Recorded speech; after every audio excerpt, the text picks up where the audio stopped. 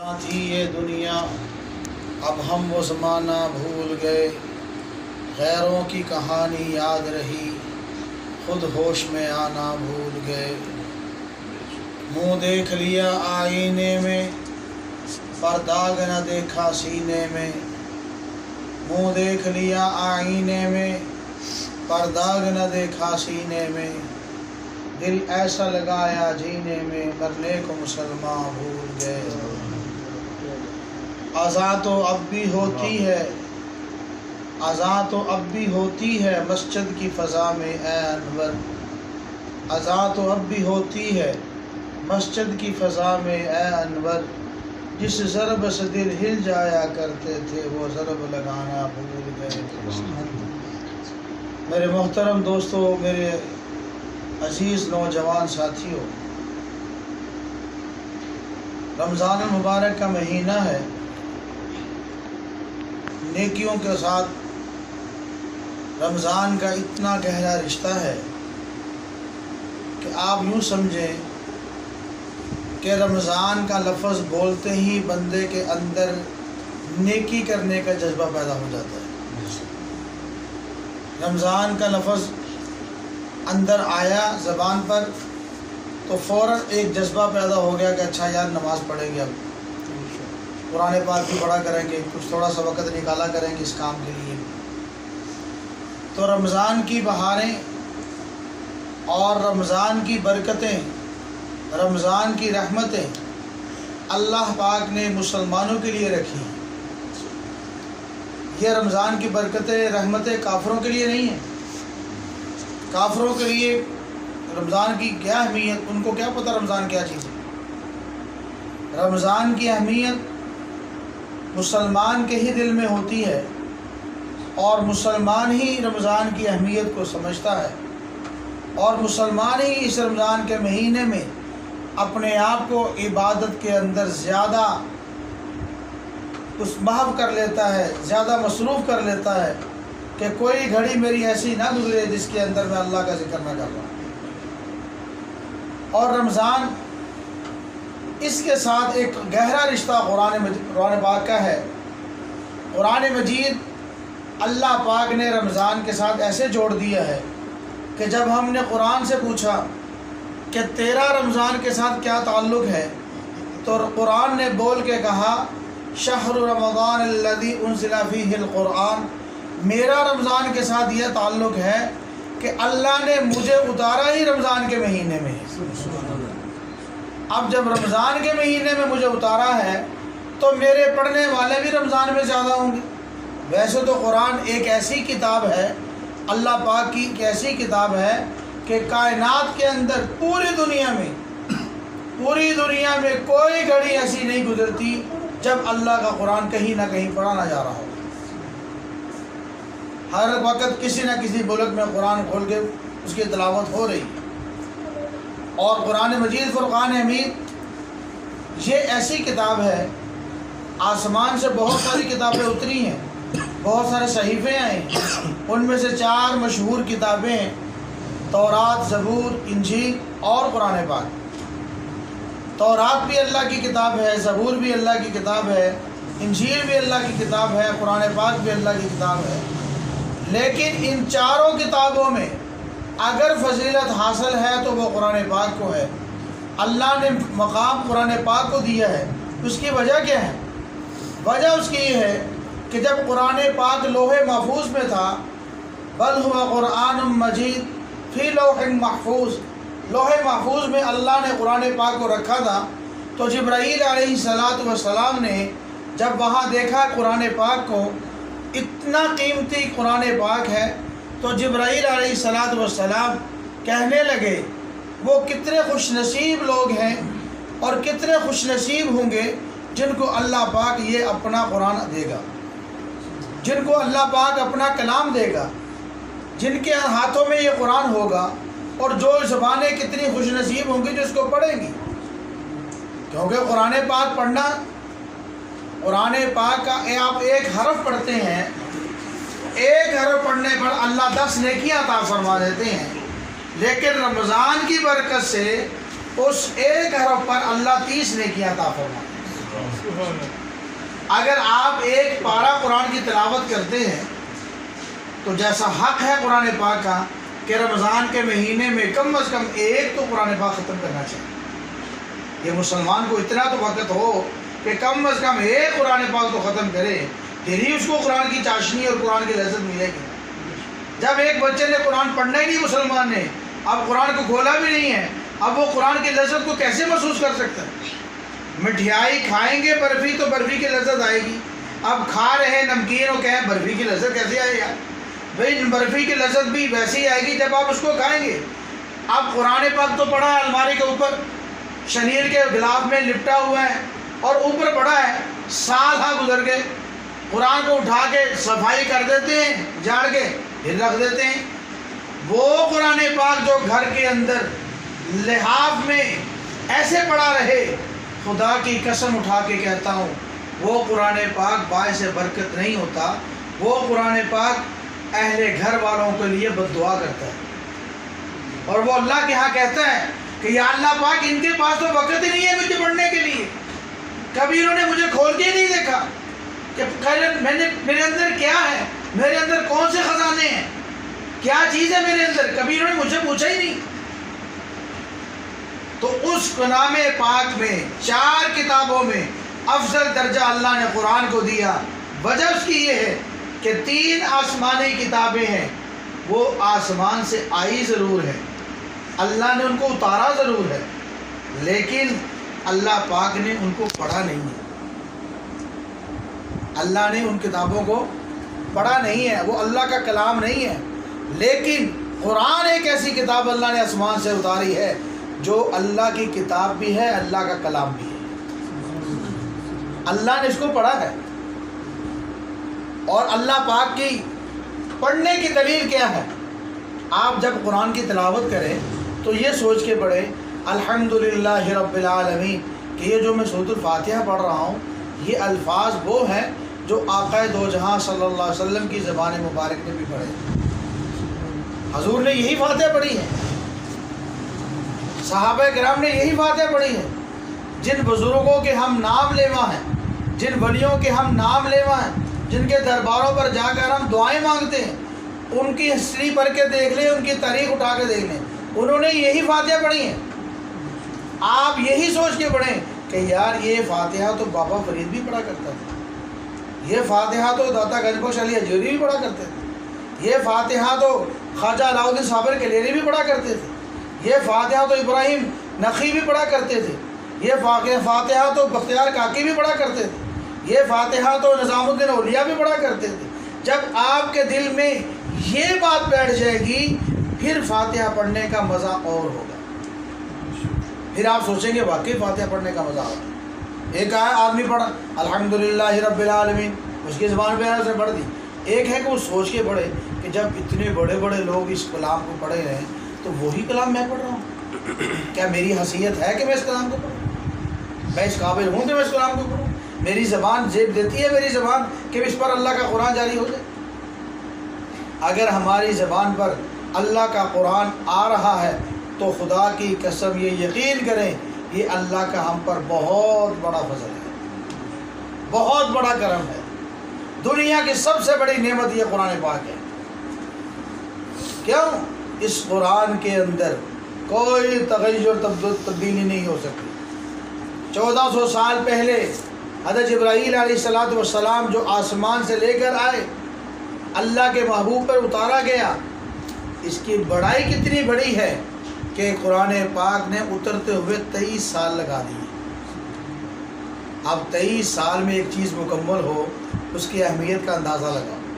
اللہ ایک دفعہ میں نہیں اتار سکتے تھے، اللہ تو اسے ایک جھٹکے میں بھی اتار سکتے تھے، لیکن نہیں، فرمایا یہ کلام پاک اتنا بڑا ہے کہ اترنے میں اس نے 23 سال لگا دیے۔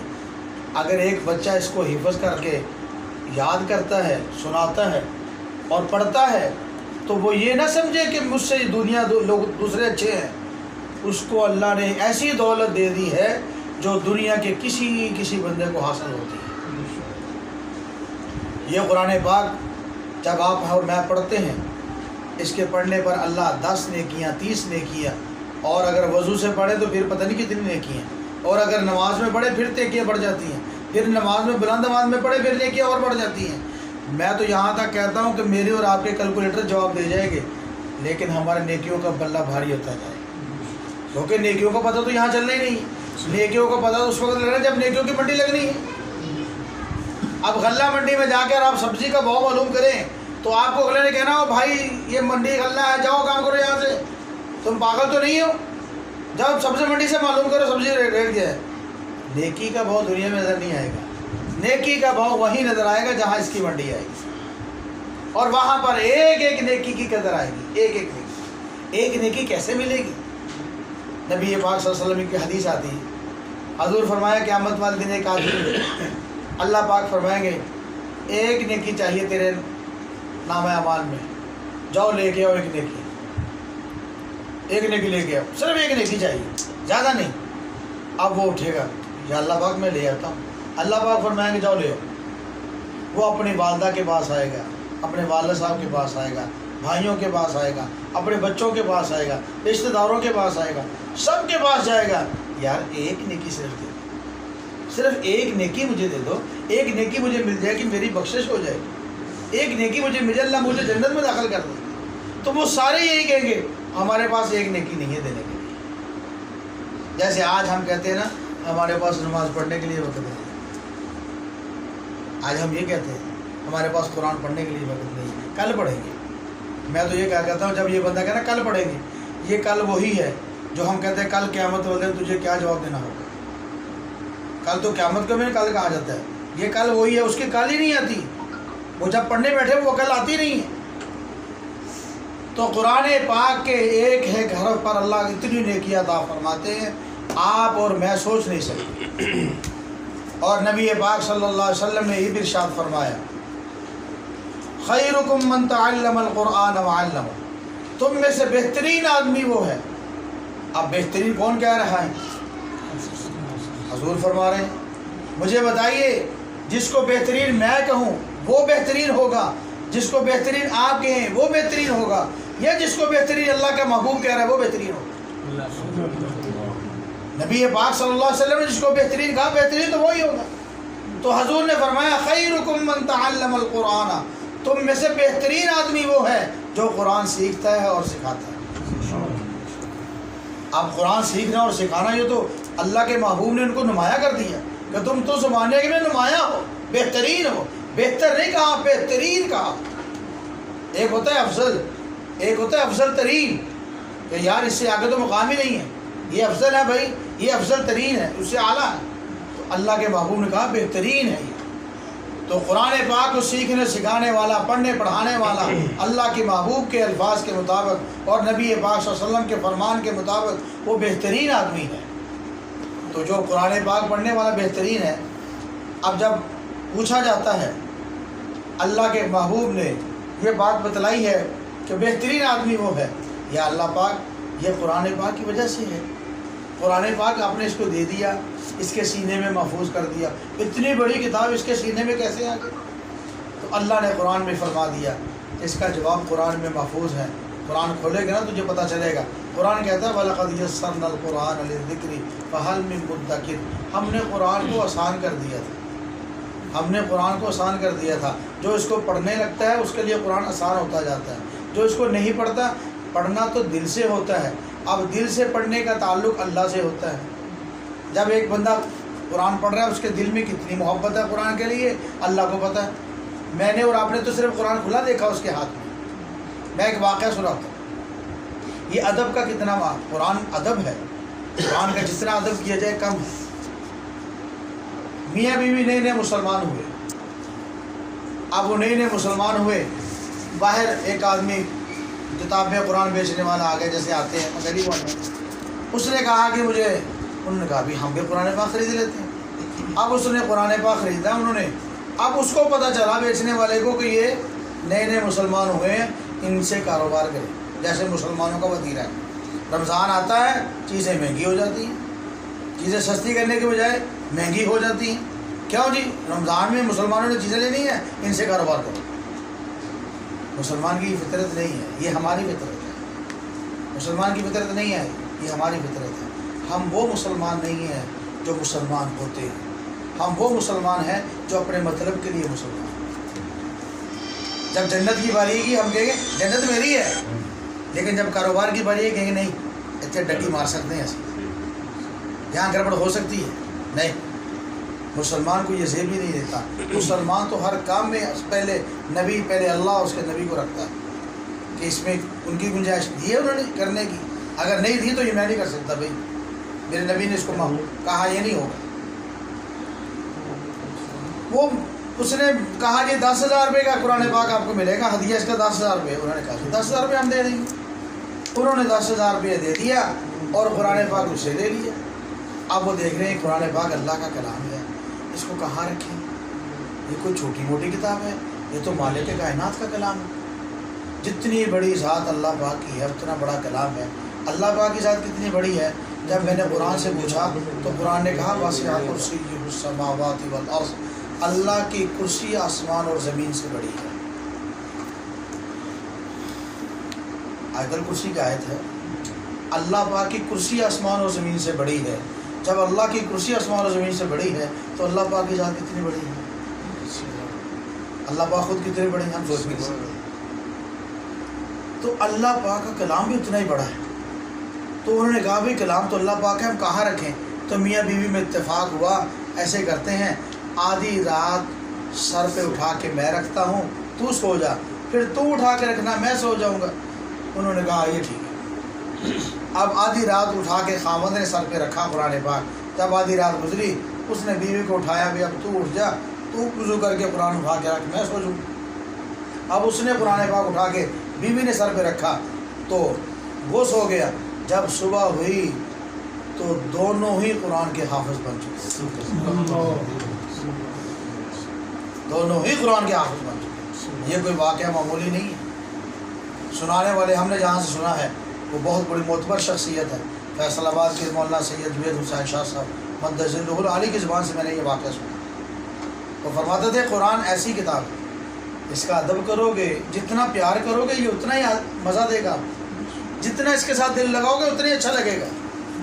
اچھا اگر آپ قرآن نہیں پڑھو گے، میں بھی نہ پڑھوں، پوری کا انسانیت نہ پڑھے تو قرآن ختم ہو جائے گا۔ اس کی اللہ نے جواب قرآن میں دے دیا، اِنَّا نَحْنُ نَزَّلْنَا الذِّكْرَ وَإِنَّا لَهُ لَحَافِظُونَ، ہم نے اپنے ذکر کو اتارا، اس کی حفاظت بھی ہم نے کرنی ہے۔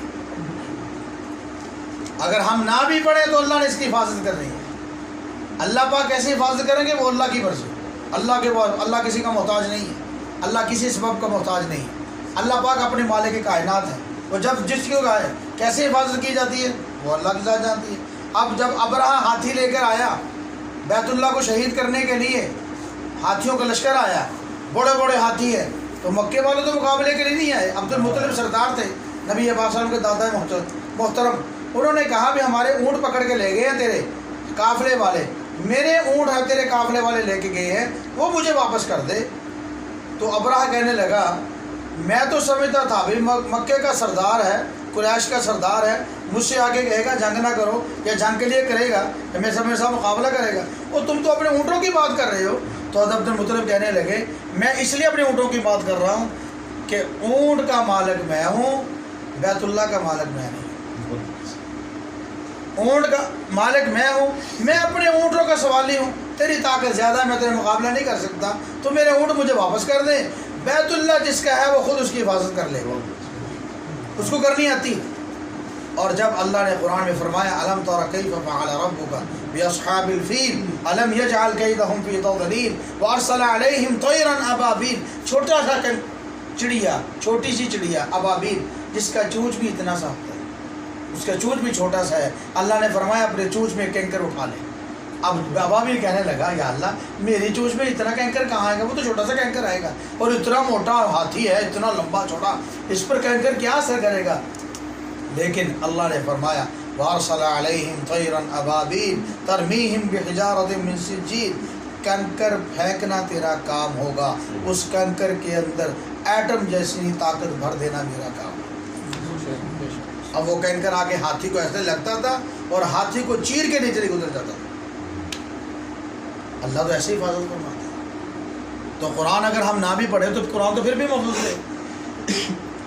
یہ اللہ کا خاص احسان ہے کہ اللہ نے ہمیں قرآن کی مجلس میں جمع ہونے کی توفیق بخشی اور اس گھر میں قرآن سنایا گیا۔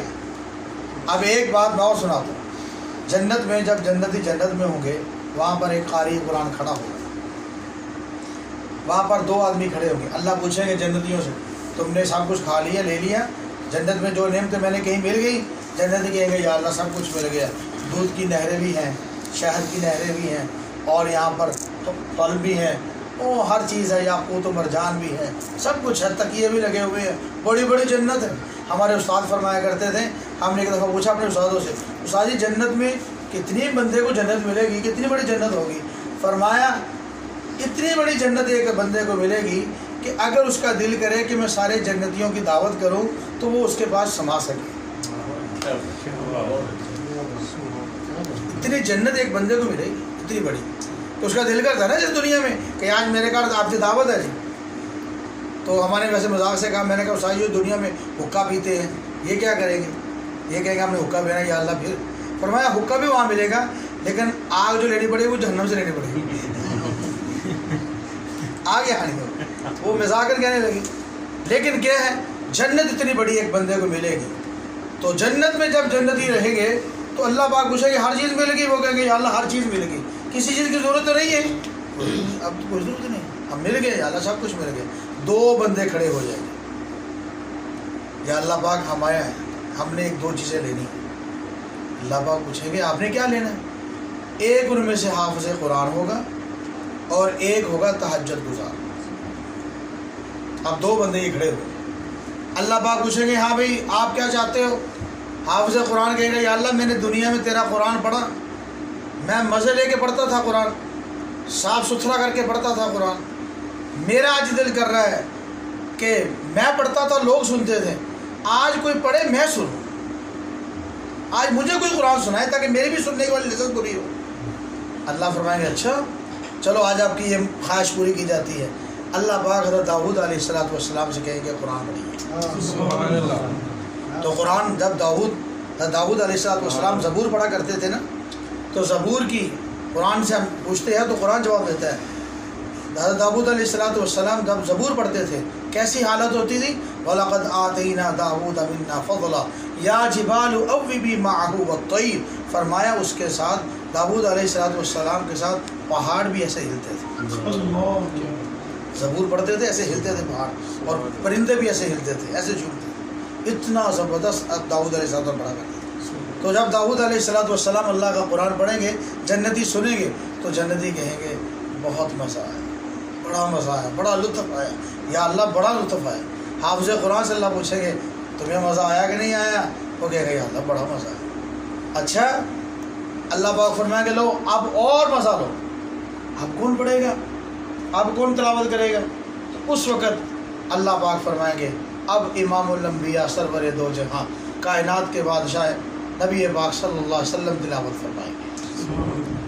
جب حضور تلاوت مکے میں کیا کرتے تھے، مکے میں اپنے گھر میں تہجد کے وقت، تو قریش مکہ کے وہ سردار جو حضور کے مخالف تھے، ابو جہل، امیہ بن خلف، عتبہ، شیبہ، یہ بڑے ایک سردار تھے اور بڑے مخالف تھے۔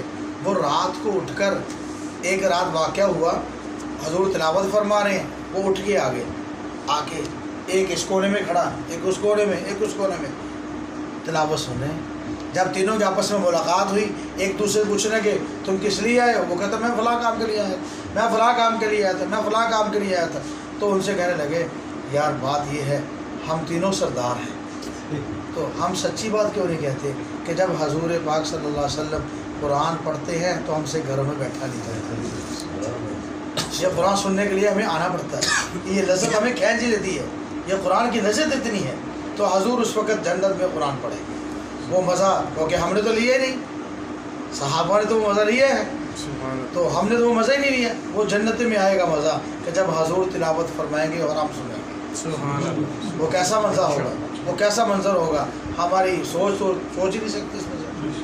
تو پھر جنتی کہیں گے مجھے یا اللہ پاک بڑا مزہ آ گیا، اب تو اخیر ہی ہوگی، اب اس سے آگے کیا مزہ آئے گا؟ اللہ پاک فرمائیں گے آؤ اب آپ کو اور مزہ آئے گا، یا اللہ پاک آپ کون پڑھے گا؟ اب تو حضور نے بھی تلاوت فرما دی، اس وقت اللہ پاک فرمائیں گے آؤ آج دنیا میں تم قرآن پڑھتے تھے میں سنتا تھا. اللہ سن رہے ہیں ہمارا قرآن. اللہ آج ہم بول رہے ہیں, میں گفتگو کر رہا ہوں, آپ بیٹھے سن رہے ہیں, اللہ دیکھ رہے ہیں. مختار صاحب کے گھر میں یہ لوگ جمع ہیں, کس کام کے لیے جمع ہے؟ وہ دنیا میں مقصد ہے؟ نہیں, ایک دین کی نسبت سے جمع ہوئے اللہ کے علم میں. کون کون ہے اللہ کو بتانے کی ضرورت نہیں. ان اللہ سمیع بصیر, اللہ دیکھ بھی رہا ہے, سن بھی رہا ہے. یہ صفت ہے اللہ پاک کی. تو اللہ پاک فرمائیں گے تم پڑھتے تھے میں سنتا تھا, آؤ آج جنت میں اے حافظ قرآن تمہیں میں قرآن سناتا ہوں. اللہ قرآن پڑھیں گے الرحمن علم القرآن خلق الانسان علمہ البیان الشمس والقمر بالحسبان. وہ منظر کیسا ہوگا جب اللہ پاک قرآن کی تلاوت فرمائیں گے, انسان سوچ نہیں سکتا. یہی الفاظ اللہ پاک بھی فرمائیں گے, اور یہی الفاظ اللہ پاک جب ادا فرمائیں گے جنتی سنیں گے, اور جنتی کہیں گے اللہ آج تو اتنا مزہ آیا, یہ قرآن تھا جو ہم پڑھتے تھے. اس لیے میرے عزیز دوستو اس قرآن کو معمولی نہ سمجھیں. یہ بہت بڑی کتاب ہے, بہت بڑی کتاب ہے, بہت بڑی کتاب ہے. میں جملہ جتنا بولوں کم ہے, اس کا درجہ بہت اونچا ہے. اور ایک دوسرا آدمی تھا جو وہاں کھڑا تھا جس نے کہا کہ میں نے بھی کہنا ہے کچھ. اللہ پوچھیں گے تم کس لیے کھڑے ہو؟ وہ کہے گا یا اللہ میں دنیا میں جب تہجد کا وقت ہوتا تھا تو سردی ہوتی تھی, ٹھنڈے پانی سے وضو کر کے مصلے پہ کھڑا ہوتا تھا, تو میں جو اس وقت مصلے پہ کھڑا ہوتا تھا میں کچھ جنت لینے کے لیے کھڑا ہوتا, میں جنت کا متلاشی نہیں تھا, میں جنت نہیں مانگتا تھا اس وقت. تو نے قرآن میں کہا تتجافى جنوبهم عن المضاجع يدعون ربهم خوفا وطمعا. جب وہ لوگ جن کے پہلو, یہ اس کو کہا جاتا پہلو, جن کے پہلو بستر سے علیحدہ ہو جاتے ہیں جب وقت تہجد آتا ہے, وہ اڑ جاتے ہیں, چھوڑ دیتے ہیں بستروں کو. اللہ فرماتے ہیں تتجافى جنوبهم عن المضاجع, وہ بستر چھوڑ دیتے ہیں, يدعون ربهم, وہ اللہ کو یاد کرتے ہیں, پکارتے ہیں, خوفا وطمعا, اللہ سے ڈرتے ہوئے بھی اور امید بھی رکھتے ہیں. ان کے اندر خوف بھی ہوتا ہے کہ اللہ تو اللہ ہے, اللہ پاک ہمارے معاف کر دے گا کہ نہیں, اور لیکن امید ہوتی ہے اگر اللہ نے مجھے اٹھا دیا تو اللہ معاف بھی تو کرے گا. خوف و طمعا ومما رزقناہم ينفقون, اور جو ہم نے ان کو دیا اس میں سے خرچ بھی کرتے ہیں. وہ کہے گا یا اللہ میں نے ٹھنڈے پانی سے جو وضو کیا تھا تو میرا تو دل یہ تھا کہ جب جنت میں جاؤں گا تو تیرا دیدار کروں گا, تیرا دیدار کروں گا. تو اللہ فرمائیں گے اچھا جنت میں آئے ہو تو نعمت لینا چاہتے ہو. اللہ پاک جنت سے پوچھیں گے, جنت والے تو سب کہتے سب کچھ مل گیا, اب اور کچھ نہیں چاہیے, لیکن سب سے بڑی نعمت جو جنت میں ہوگی جنت والوں کے لیے وہ اللہ کا دیدار ہوگا, وہ اللہ کا دیدار ہوگا. اس وقت اللہ پاک پردے ہٹائیں گے, اللہ سب پردے ہٹا دیے جائیں گے, اللہ پاک کا جنتی ایسے دیدار کرے. یہ منظر کبھی سوچا تو کرو, کبھی بیٹھ کر اپنے اوپر غور تو کیا کرو. ہمیں اللہ نے مسلمان بنایا ہے, اللہ کا کروڑوں اربوں دفعہ شکر ہے. ماں کی گود میں ہمیں کلمہ نصیب ہوا, ماں کی گود میں کلمہ نصیب ہوا. جس گھر میں پرورش پائی وہ ماں مسلمان کا گھر تھا, کہیں جانا نہیں پڑا, اور ماں باپ نے بچپن سے ہی قرآن کے ساتھ جوڑ دیا. لیکن آج جب جوان ہوئے, جوانی میں دنیا میں ایسے مگن ہوئے کہ قرآن کے لیے وقت ہی نہیں نکلا. نہیں, قرآن کے لیے وقت نکالیے, تھوڑا سا نکالیے. امام اعظم ابو حنیفہ رحمۃ اللہ علیہ جب رمضان آتا تھا نا تو کسی نے پوچھا کتنے قرآن پڑھنا چاہیے. امام صاحب کا معمول تھا ایک رمضان میں 60 قرآن پاک ختم کیے کرتے تھے. رمضان مبارک میں 60 قرآن پاک, اور فرمایا کرتے تھے کم از کم ایک قرآن تو ختم کرو بھائی, پورے سال میں 2 قرآن پاک ختم کرنے چاہیے. یہ حق کیا قرآن پاک, کم از کم 2 قرآن پاک پورے سال میں ختم کرنے چاہیے. تو رمضان میں 1 قرآن تو ختم کرو. اب ہمارے پاس کیا ہوتا ہے, ہم تو پاؤ پڑھنا بھی پڑ جائے ہم بندے کو, وہ کہتا ہے پاؤ نہ پڑھاؤ مجھ سے, وہ سبحان اللہ کو آئی ہو میرے کو, کو آئی نہیں. سبحان اللہ کہنا بھی ثواب ہے, بہت اجر رکھتا ہے, لیکن قرآن پڑھو گے اس کی لذت اپنی ہوتی ہے. تو آج اس گھر میں قرآن پڑھا گیا، یہ اللہ کا خاص کرم ہے۔ اللہ پاک اس قرآن پڑھنے کو قبول فرمائے، تراویح کو قبول فرمائے، مختار صاحب کو اللہ پاک اپنے غیب کے خزانوں سے اجر عظیم عطا فرمائے، جن حقاری صاحب نے حافظ صاحب نے سنایا ہے، اللہ ان کا سنانا قبول فرمائے، اور اللہ ہم سب کا بیٹھنا قبول فرمائے۔ دعا فرمائے۔